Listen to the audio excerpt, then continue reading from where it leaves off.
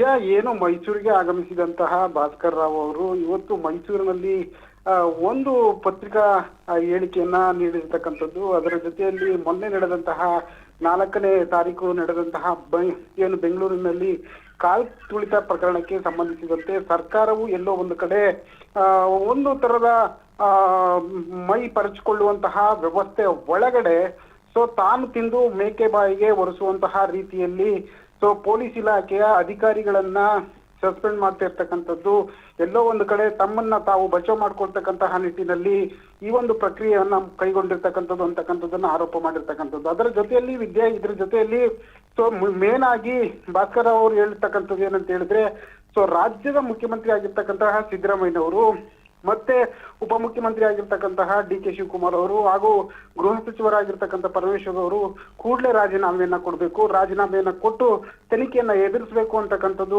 ಅವರ ಮೂಲ ಉದ್ದೇಶವಾಗಿರ್ತಕ್ಕಂಥದ್ದು.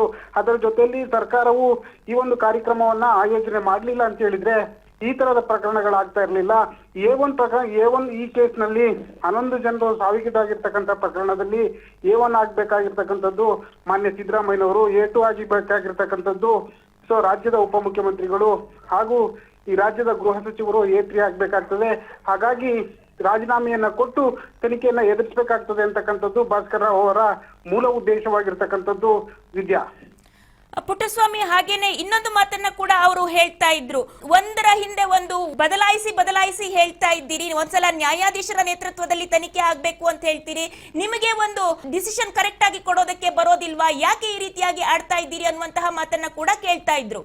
ಆ ಬಗ್ಗೆ ಹೇಳೋದಾದ್ರೆ ಖಂಡಿತವಾಗಿ ಕೂಡ ವಿದ್ಯಾ, ಅದರ ಜೊತೆಯಲ್ಲಿ ಮತ್ತೊಂದು ವಿಚಾರವನ್ನ ಚರ್ಚೆಗೆ ತೆಗೆದುಕೊಳ್ಳುವಂತಹ ನಿಟ್ಟಿನಲ್ಲಿ ರಾಜ್ಯ ಸರ್ಕಾರ ಪರಿಪೂರ್ಣವಾಗಿ ಈ ಒಂದು ಪ್ರಕರಣದಲ್ಲಿ ವಿಫಲವಾಗಿದೆ ಅಂತಕ್ಕಂಥದ್ದು. ಅದರ ಜೊತೆಯಲ್ಲಿ ಮತ್ತೊಂದು ವಿಚಾರ ತಾವು ಹೇಳಿದ ಹಾಗೆ ತಾವು ಒಂದು ತನಿಖೆ ಸಂಸ್ಥೆಯಿಂದ ತನಿಖೆಯನ್ನ ಮಾಡಬೇಕು ಅನ್ನುವಂತಹ ಸದುದ್ದೇಶ ತಮ್ಮ ಹತ್ರ ಇಲ್ಲ. ಒಂದು ಕಡೆ CIDಗೆ ಕೊಡ್ತೀರಿ, ಮತ್ತೊಂದು ಕಡೆ ನಿವೃತ್ತ ನ್ಯಾಯಾಧೀಶರ ತನಿಖೆಯನ್ನ ಮಾಡಿಸ್ತೀರಿ, ಮತ್ತೊಂದು 4 ಜನ ಪೊಲೀಸ್ ಅಧಿಕಾರಿಗಳನ್ನ ನೇಮಕ ಮಾಡಿ ಅವರಿಂದನೂ ಕೂಡ ತನಿಖೆಯನ್ನ ಆದೇಶ ಮಾಡ್ತೀರಿ.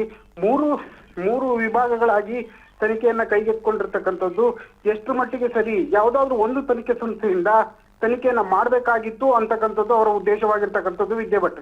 ಹಾಗೇನೆ ಅವರು ಇನ್ನೊಂದು ಮಾತನ್ನ ಕೂಡ ಹೇಳ್ತಾರೆ, ಒಂದ್ ಕಣ್ಣಿಗೆ ಬೆಣ್ಣೆ ಒಂದ್ ಕಣ್ಣಿಗೆ ಸುಣ್ಣ ಮಾಡ್ತಿದ್ದೀರಿ, ಕೆಲವರನ್ನ ಸಸ್ಪೆಂಡ್ ಮಾಡ್ತಿದ್ದೀರಿ, ಇವರನ್ನ ಸಸ್ಪೆಂಡ್ ಮಾಡಿದ್ದೀರಿ, ಇನ್ನೊಬ್ಬರನ್ನ ಟ್ರಾನ್ಸ್ಫರ್ ಮಾಡ್ತಾ ಇದ್ದೀರಿ, ಯಾವ ರೀತಿಯ ನ್ಯಾಯ ಅಂತ ಕೂಡ ಕೇಳ್ತಿದ್ದಾರೆ. ಇಷ್ಟೊಂದು ಸರ್ಕಾರದ ಏನು ರಾಜಕೀಯ ಕಾರ್ಯದರ್ಶಿಗಳಾದಂತಹ ಸಿದ್ದರಾಮಯ್ಯನವರ ರಾಜಕೀಯ ಕಾರ್ಯದರ್ಶಿಗಳಾದಂತಹ ಕಾರ್ಯದರ್ಶಿಗಳನ್ನು ಕೂಡ ಈ ಒಂದು ಇದರಲ್ಲಿ ತೆರವನ್ನಗೊಳಿಸಿರ್ತಕ್ಕಂಥದ್ದು, ಮತ್ತೆ ಅದರ ಜೊತೆಯಲ್ಲಿ ಬೆಂಗಳೂರಿನ ಕಮಿಷನರ್ನು ಕೂಡ ಇಲ್ಲಿ ಸಸ್ಪೆಂಡ್ ಮಾಡಿರ್ತಕ್ಕಂಥದ್ದು, ಮತ್ತೊಂದು ಏನು ಗುಪ್ತಚರ ಇಲಾಖೆಯ ವರ್ಗಾವಣೆಗೊಳಿಸಿರ್ತಕ್ಕಂಥದ್ದು, ಎಲ್ಲೋ ಒಂದು ಕಡೆ ಸರ್ಕಾರಕ್ಕೆ ಸರಿಯಾದ ತೀರ್ಮಾನಗಳನ್ನು ತೆಗೆದುಕೊಳ್ತಕ್ಕಂತಹ ನಿರ್ಧಾರ ಸರಿಯಾಗಿ ಬರ್ತಾ ಇಲ್ವಾ ಅಂತಕ್ಕಂಥದ್ದು ಕೂಡ ಅವರಿಗೆ ಅನುಮಾನಾಸ್ಪದವಾಗಿ ಕಾಡ್ತಿರ್ತಕ್ಕಂಥದ್ದು. ಈ ಎಲ್ಲ ಬೆಳವಣಿಗೆಗೂ ಕೂಡ ಇಷ್ಟು ಜನ ಟ್ರಾನ್ಸ್ಫರ್ ಆಗಿರ್ತಕ್ಕಂಥದ್ದು, ಅದ್ರ ಜೊತೆಲಿ ಅಮಾನತನ ಆಗಿರ್ತಕ್ಕಂಥದ್ದು, ಇದಕ್ಕೆಲ್ಲವೂ ಕೂಡ ಹೈಕಮಾಂಡೇ ಕಾರಣ ಅಂತಕ್ಕಂಥದ್ದು ಕೂಡ ಮೇಲ್ನೋಟಕ್ಕೆ ಅವ್ರು ಹೇಳ್ತಿರ್ತಕ್ಕಂಥದ್ದು ವಿದ್ಯಾ.